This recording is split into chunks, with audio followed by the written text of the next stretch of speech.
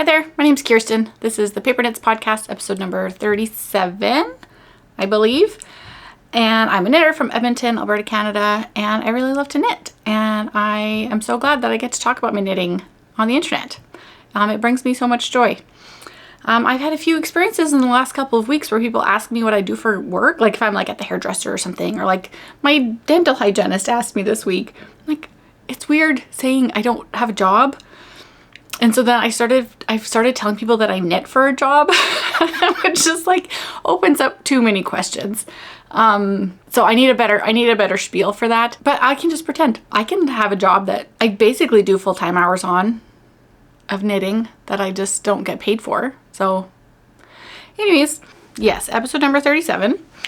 My last episode I put up was a kind of get ready with me as I go on a knitting retreat, and then some footage from the retreat. So if you didn't watch that, I did some updates on projects and stuff in that one too, as I was deciding what to bring with me for the weekend.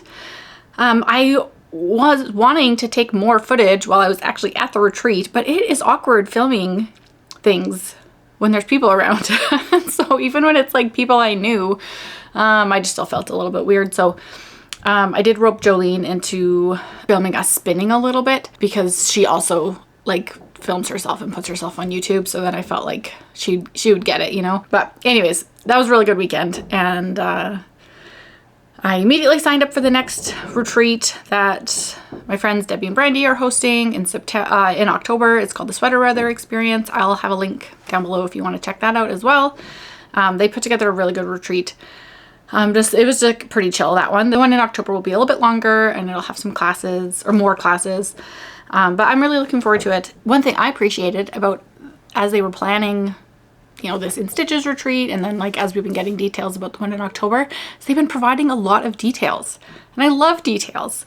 And so I really like that. I like knowing what the approximate itinerary is going to be, and you know, they like shared all the pricing information ahead of time before like registration actually opened, and like very clear descriptions of like what the room is going to look like and what the bed situation is and like everything. And I really like that. That's really helpful for me as I'm making choices in life. So if you don't care about those things, then like you don't need to pay attention to that. But if you do, they have a lot of information on their Instagram going through all the details for the upcoming retreat. So I got quite a bit of knitting done on that weekend, and then I have been knitting quite a bit in the last couple of weeks here, probably because I've just like had very little energy. I cannot believe we're already at the end of the first week of June. I swear my brain is like still in April.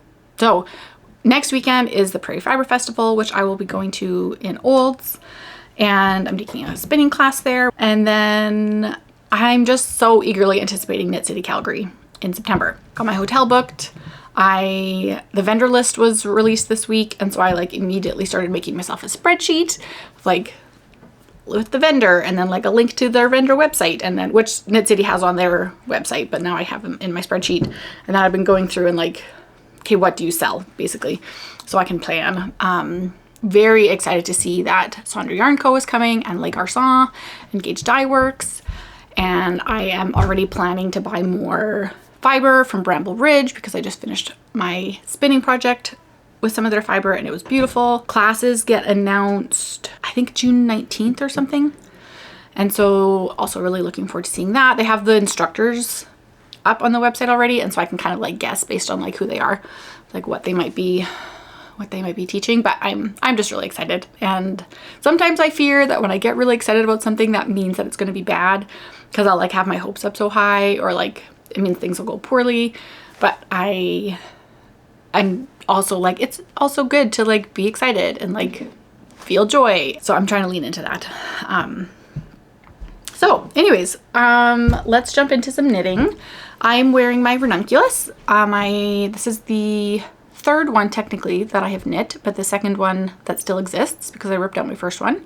And I finished this back in December. I made quite a few modifications to it. Obviously has less ease than what is recommended in the pattern. I changed, you know, the amount of short rows in the yoke, added a bit of like length in the yoke as well, just to expand kind of the repeats. And I really like how it fits. I'm wearing my trusty Hinterland dress underneath, which I I think I got toothpaste on or something this morning, so I'm not going to stand up and show you. And I don't have any FOs to show you that are garments. I have a handful of accessory FOs today to show you. Let's do FOs first. So that weekend that we were at the retreat, I knit 2 toques. The one of them I started at home and then finished it at the retreat. The other one I just like knit it from like Saturday afternoon till Sunday morning kind of thing, which was the quill hat, which was the knit along that Andrew Mary was doing for Memorial Day weekend. And I got it done. I like having a deadline on things. Through the process of elimination, I'm quite sure that this yarn is Briggs & Little Regal, which I had used for a sweater for my husband a couple years ago. I'll put a picture just for fun. He doesn't really wear it that much. It's a bit tight in the arms, but whatever. Anyways, this will be for him as well. And I kind of like that the texture is just subtle on it. I remembered afterwards that, like she says in the pattern, that like it's reversible, so like, or just like the way that the texture shows up on the reverse side kind of like adds another look to the hat. I have a little bit of a tail sticking out there, which doesn't help with it being reversible. It's a touch big for him, but the last one I made is a bit small, so that's just what it is. It was a good use of a random 3/4 of a ball of yarn that I had. I still have leftovers of that, but it was nice to, it was a good project to work on while I'm chit-chatting with people, and felt like a low stakes one, so that was nice. I also finished a Westerly toque by Tin Can Knits, and that I gifted to my son's occupational therapist as like a parting gift. We had our last appointment with her. That might have been a bit small. She didn't try it on like in front of me. That would have been maybe weird. But then if she went home and tried it on and then it was too small for her, like that's kind of a bummer. But anyways, I got that done too. I really like how the cables looked with the Tweety yarn, and so I think I'll have to do that again. So yeah, that was my most recent FOs that I did. I also finished my, I'm calling them my English Christmas socks, because I knit them knitting English style instead of continental, which is my usual go-to, because I wanted to practice. And for some reason I chose socks to do that with, even though I don't really like knitting socks. But I'm quite pleased with how these turned out. It was definitely good practice. Small little needles, and initially I was doing on a 9-inch circular, so it was like a really tiny little circumference, trying to figure out how to do ribbing. Like I can knit pretty like steadily with English throwing. I guess what am I doing? I'm doing, you know how there's like picking and throwing and like, what's the one? I can't think of what it's called now. It doesn't matter. I've been trying to teach myself to do it so I don't have to let go of the yarn at all. And I just like go like this, you know? Anyways, I can knit pretty steadily like that. But as soon as I have to do a purl, it's just like, it feels like I can't send the message from my brain to my fingers. And it was weird. So that was really good practice doing the ribbing. I'm pretty sure I like switched back and forth a couple times by accident. Also, I fully intended to do the heel flap and gusset, also knitting English, because like why wouldn't I? And then I think on the first sock, because I was doing, I did an Eye of Partridge heel, I believe is what that is, where it's like alternating slip one, knit one, and then the next row was like knit one, slip one, and I couldn't figure it out. I just couldn't make my hands work again. But then I did all the, like the gusset, the heel flap and the gusset increases and stuff, English. And then with my second sock, I just like forgot that I was trying to knit English.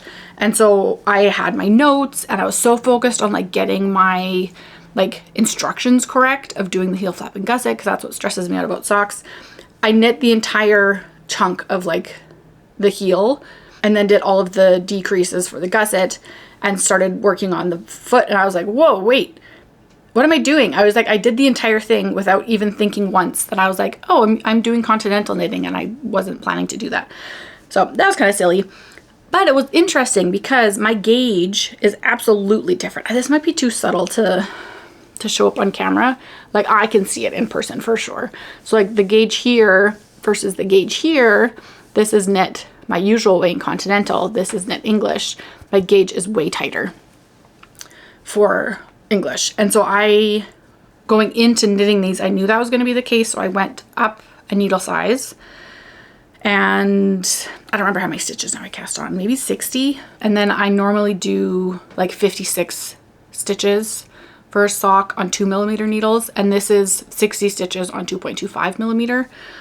I'm also using a slightly thicker yarn. This is Ancient Arts Socknado base, which is, I want to say 385 meters per 100 grams. So a bit of a heavier weight yarn. It makes really nice socks. These, I've been wearing these. They're Christmas socks because they are Christmas colorway, but like I've been wearing them. They're very cozy and they fit me well. And it felt like a good accomplishment for me to like almost knit an entire project using a different knitting style. I've appreciated that. I had been wanting to just get better at knitting that way because I've been teaching some knitting. And so it's like if somebody is English knitter, I want to be able to show them using their preferred method, right? I don't want to have to like make them convert it in their brain if I'm showing it with my yarn in my left hand, right? And but the last 2 months, I guess, as I was working on these socks, the people that happened to be I was doing one-on-ones with were all Continental knitters. So whatever, but I will keep working on that skill just to have it in my back pocket. My ribbing is also much tighter and neater, English style. And so if I can, and part of that is maybe because I'm like, oh, how do I purl? I don't get this. And so it's just like tight. But I sometimes have kind of like messy ribbing. That switch from a knit stitch to a purl stitch is sloppy sometimes. And so this looks better than my usual ribbing does. So this one I knit English, and this one I did kind of a mixture. So anyways, I can tell that it's different. I realized once I finished those, I'm like, oh, it's actually nice having a pair of socks to work on. It's just like, I can bring it to my kids' swimming lessons. This week I was like frantically trying to skein up a ball of yarn, and then the skein was tangled, and so I was like, I thankfully stopped myself before I went any further, because like we had to leave right then. I was like, I'll just wind up the skein really quick so that I was gonna crochet some of my Taylor Swift granny squares for my long-term blanket project. And thankfully I had the good sense to be like, no, I can anticipate what's gonna happen here, and it is going to be very tangled. And so I abandoned that, but I didn't have a quick project to bring with me to the swimming pool. So anyways, my other thing I finished is this other pair of socks that I did on my knitting machine for my husband with the ugly yarn. So the last time I had one of them done, which was this one. And yep, still don't like the yarn. I still think it's ugly, but I managed to knit the other one. It's why I could tell immediately which one was which is that this one is the first one I knit. Is a little bit longer. I was running out of yarn, and so I made the leg of my second one a little bit shorter. So funny. My husband's such a good sport, because I like told him, I was like, hey, I think these are ugly, but like I made these for you. And he immediately put them on. They're a bit snug, like getting his foot through the heel part is like takes a little bit. And so even with some of my socks that like fit me well, like I have to scrunch them up like this to like really get them on.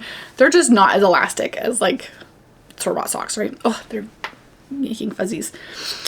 So he's been wearing them, and we had our anniversary last week, and we went out for a nice supper, and he put them on. And so here's the nice picture of him modeling his his new socks. Oh dear. So he's like, they're fine. Like, why do you think they're ugly? I was like, I just think they're ugly. But when you can't see the full stripe sequence, they're not as bad. When it's like his foot is in his shoe and you can like see this much of it, you know, in between his shoe and his pant leg when his leg is crossed, like it's fine. I felt very accomplished to knit an entire pair of socks on my knitting machine. I did a hung hem on the knitting machine, which was fiddly, but I like did it. And when I like because you have to individually like pick up every stitch around and like as you fold it over, and then you like knit across, and it's like if one of them doesn't catch, then it'll drop, and like I would have had to start over. Like it would have been really hard to like fix that. And so doing like the 2 passes across to like complete the hung hem, and it worked. I was like, yes.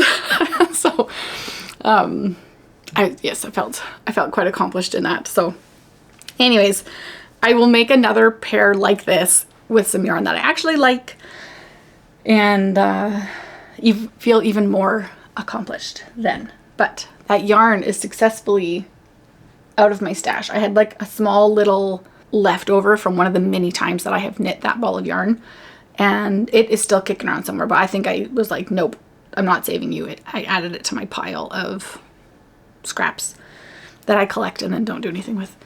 Okay, one more kind of FO is my very chonky skein of yarn that I finished. I am so proud of this hand spun. This was 2 braids of Hanui fiber dyed by Bramble Ridge, and in like 2 wildly different colorways. And so I happened to be in Calgary right after Stash Lounge restocked some Hanui fiber. And so I like went and bought 2 braids in the store, made the decision that I was going to apply them together. This was last summer, I believe. I was like barely even spinning then, but that was my vision in the store, in my split-second decision about that. Even as I was like spinning up the singles, when I started plying, I like did a little bit and stopped, and I was like, ah, man, I don't know about this, but I just like, nope. I was just like trying to trust the process, and I am just really happy with how it turned out. It is very just like fall vibes, and it's not, I don't love orange, like that's not my, and yellow, I guess, for that matter, but it also has purples and blues and greens in it, and I think it's going to be really cool knit up. So this is 200 grams. I didn't want to wind it on my Nitty Knotty because I don't like winding on my Nitty Knotty, and I knew that it was going to be like a lot of yardage. And so I measured out 1.5 meters on my Swift and then wound it onto there off of my bobbin. I should have done a bigger circumference, like even like 2 meters would have been better, because it's so chunky that I can't really skein it up. Like it doesn't want to, there's not enough length on it to like let itself form a skein. So I considered rewinding it, but I didn't want to. Okay, what I want to do is with this is knit color work. I brought this to Knit Night to show people. So somebody asked like, oh, what kind of contrast color would you do? I'm like, I don't know. Like, I am not sure. Yeah, I don't know. So I will ponder that. It's hard with like such a variegated kind of like barber pole color. Like I find that hard with my spin cycle. Just like trying to figure out what is the right color to pair it with, because you want, well, depending on what you're going for, do I want a more high contrast between contrast color and main color, or do I want it to be a little bit more subtle? And in which case, like which of these, there's so many colors in the skein, which of those ones do I pull from? I don't know. Anyways, I'm quite happy with how this turned out. It is, how many meters is it? My like, then I had it wrapped around my Swift, so it's a 1.5 meter circumference, and then you count how many strands there are, and then that's like a guesstimate about how much yardage you have.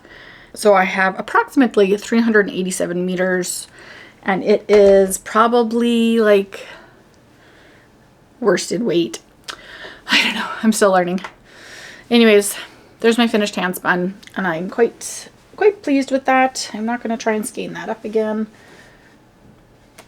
This, I don't think I showed this before. This was the yarn bowl that I won at the Rose City Fiber Festival for a door prize. And so this is made by Weasel Works, right?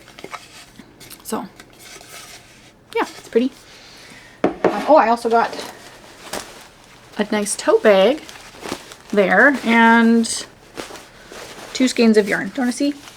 This was, I was buying yarn for my my Taylor Swift blanket. And so I bought this. This is for Speak Now, and then this one, it will be for Lover. I've been searching. Yeah. Anyways, I made a bunch of crochet squares this week with my, once I got, this was the skein of yarn that I was going to wind up, and then I was like, oh, that's going to be tangled for sure. So it was for sure tangled.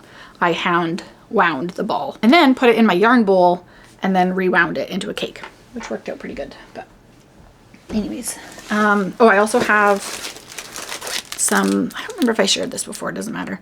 Some little suede slipper bottoms that I got from Her Leather Co. that I am looking forward to using. My slippers have holes in crochet, and so I don't know how to mend crochet. It's like where the sole meets the, like where the leather sole meets the yarn is broken in a couple places. I don't know how to fix that. So I want to make myself a new pair. I'll fix those ones too, but okay, there's all my FOs. That felt like more things, but it's just like miscellaneous accessories. Let's talk about some whips. I had brought along my tessellated to the In Stitches retreat. Had it in my, like this, in my basket, and carried it from my room to the hall where we were, and then back to my room, in and out of my car. I never even knit one stitch on it, but I have done quite a bit since I got home. And so this is my front piece. I had another person being like, why are you knitting that in pieces? I think it's working pretty well. So this is my front panel, and there's a lot of little bits and bobs hanging off of it, which is very annoying, but look. So I am almost to the measurement in the pattern for the right shoulder. I might make it a little bit longer so that my neck is just a little bit lower, but I'm still deciding that. And then I will finish off the left panel, and then that will be done. I'm quite happy with how my spin cycle colors are changing throughout. I've been doing quite a bit of yarn management for that. Initially was trying to like match the front and back, but I don't think that'll be the case. There's quite a bit more of this like greeny blue in the back, and that's mostly what I have left. And so I think the back and the arms will probably be mostly that greeny blue. I have a little bit left of like more purple ones. This is a bigger chunk here, but most of it is like this kind of color. So I'm glad that I'll have the purple on the front, and then I have a few more inches to knit on the back before I get to like the sleeve split. And then I haven't looked at the instructions yet about like what that looks like. I'm assuming it'll be like knit for however many inches, and then there'll be some shaping for the back neck. So yeah, I'm really enjoying this project. It is easy to just knit. Minus the yarn management is like kind of fiddly, just like things getting tangled on themselves. It doesn't help that I have so many little balls of yarn, and for a while I was trying to keep both of these attached to their like respective yarn balls, but then they were all jumbled in the same bag together, and it was a bad idea. So now I just have my 3 colors of yarn attached, and yeah, I'm really liking this. So I'm looking forward to wearing this in the fall, and I'm glad that my like vision for what I wanted it to be seems to be like coming to fruition. I made this project bag once upon a time. Oh, actually, if you saw my, this is random, if you watched my last little like vlog, I've also been sewing a like casual like button down shirt in this like pink linen fabric that I have miles of for some reason. The only other thing I've used it for is the lining of this bag, and I just like cut out a chunk of it, and now I'm making this shirt, and now I'm going to make a little pair of shorts to go with it and have a bubblegum pink lounge set is the plan. But I really like this project bag, and I use it a lot, and it used to have all of my pins on it, but there were so many that it was like too aggressive. And the outside fabric is like a canvas, and it really collects fuzzies and stuff and cat hair. And I have an entire coat that I sewed that's made out of the same fabric that also really attracts fuzzies and stuff, and that really bothers me when it's all over my coat. Like this bothers me too because it's like in my knitting bag, and so it like really collects fuzzies and stuff. I just posted a picture of my tessellated on Instagram, and this bag was kind of like in the flat lay, you know, and just was like covered in fuzzies. So then I went through and like edited out some of the cat hair strands that were on my bag. Anyways, I also have made a lot of progress on my Pop Rock pullover by Tanis Lavely. And so I, at the retreat, had finished off the back panel, had my friends help me like measure it out to make sure it was going to be long enough. And now I have picked up for the left front, goes like that. And then yesterday I just picked up the right front. And so I had to make a few modifications on the increases here for the V-neck.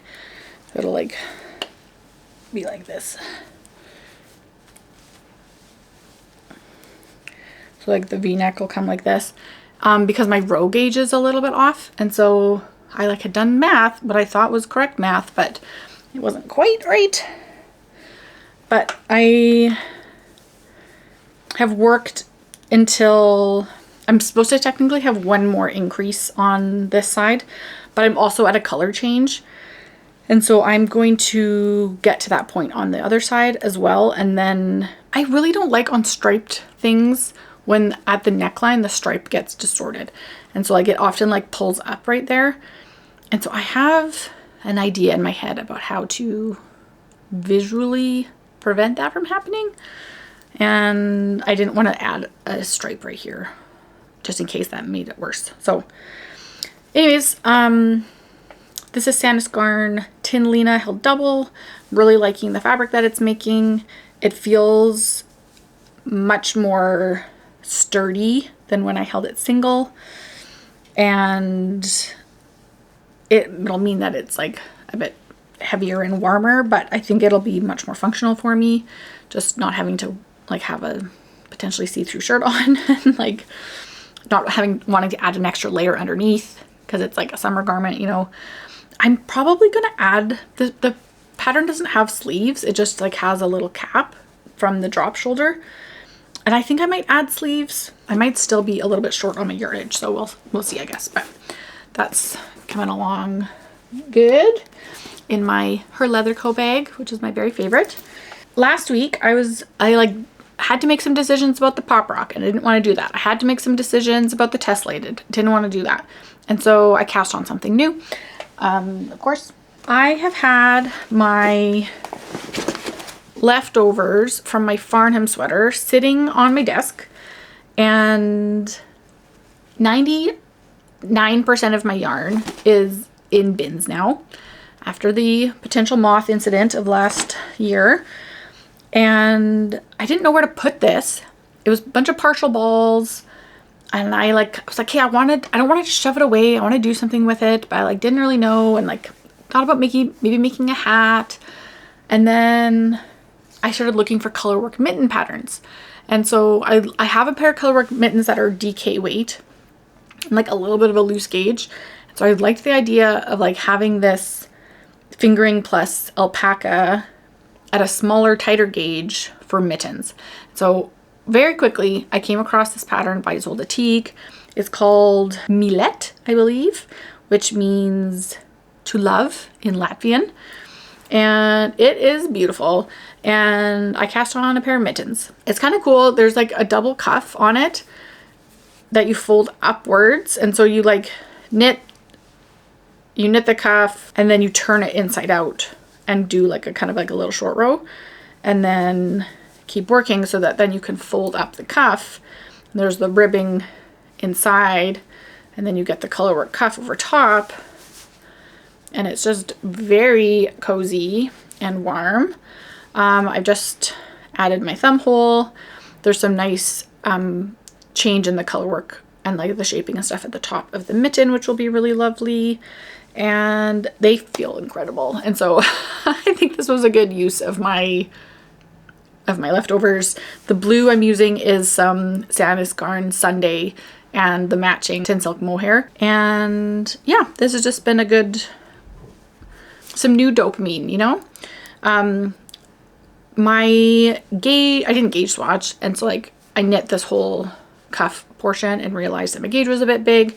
So I went down a couple needle sizes, and I'm down to, I think I'm on a 2.25 now. And I think it's fitting. I think it's fitting well now. So anyways, I'm quite happy with this. Just a good kind of like on the side project, except it's not portable because I literally have 6 balls of yarn. So it just will live here. My Knitter's Gonna Knit bag that I got from Pine and Pearl. My other thing I've been working on is my spinning project. So I started this when I was at the In Stitches retreat, and this is for my Rocketeer cowl.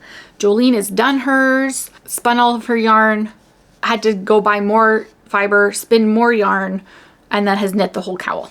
I am done one of my bobbins, and I am almost done my second bobbin. And so when I spun up the first color, which was gray, then I switched bobbins, spun up the gray on the other one, and then I was like, wait a second, I'm just going to keep spinning all 3 of my colors. These are big bobbins. There's plenty of space to add more fiber onto that, and then I will just separate it as I go.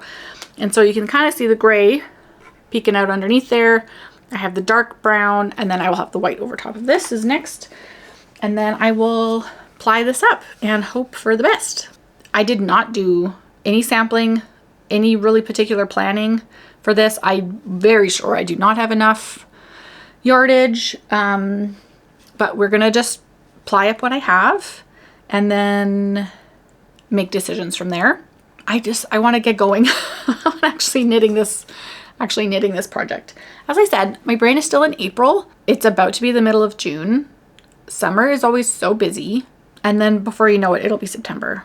And I will need to be wearing my Rocketeer cowl. Le Garçon is going to be there. So we are all going to go and bombard Maxim Sear with our cowls and show him, which I'm excited about. So that's the other thing I've been working on.